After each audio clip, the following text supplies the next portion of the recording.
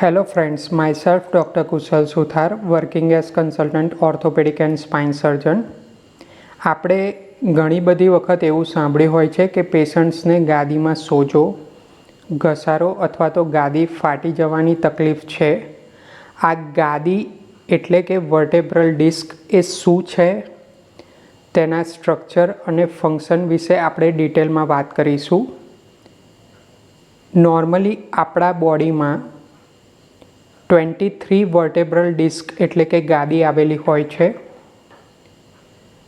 આ ગાદી એ બે વર્ટેબ્રાની વચ્ચે આવેલું ફાઇબ્રોકાર્ટિલેજિનસ સ્ટ્રક્ચર છે. નોર્મલી વર્ટેબ્રલ ડિસ્કમાં ટોટલ 3 પાર્ટ્સ આવેલા હોય છે, જેમાં પહેલો part A cartilaginous and plate. આ ડિસ્કની ઉપર અને નીચેની સાઈડ આવેલું કાર્ટિલેજિનસ સ્ટ્રક્ચર છે કે જે ડિસ્કને ઉપર અને નીચેની વર્ટેબ્રા સાથે જોડતું હોય છે. ત્યારબાદ સેન્ટરમાં ન્યુક્લિયસ પલ્પોસસ આવેલું હોય છે કે જે સેમી લિક્વિડ જેલી ટાઈપનું મટીરિયલ હોય છે.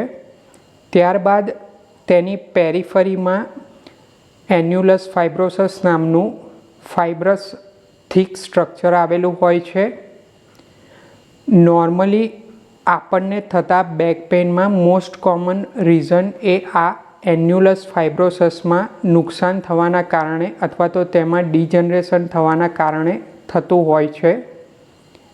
હવે આ ડિસ્કનું આપણે ફંક્શન જોઈએ તો નોર્મલી આપણે જ્યારે વોકિંગ, સ્ટેન્ડિંગ, સિટિંગ, જમ્પિંગ અને રનિંગ કરીએ છીએ ત્યારે આ વર્ટેબ્રાની ઉપર કમ્પ્રેસિવ લોડ આવતો હોય છે. આ લોડને શોક એબ્ઝોર્બર તરીકેનું કામ વર્ટેબ્રલ ડિસ્ક કરતી હોય છે અને ડાયરેક્ટલી અને ઇનડાયરેક્ટલી તે વર્ટેબ્રા અને નર્વનું પ્રોટેક્શન કરતી હોય છે.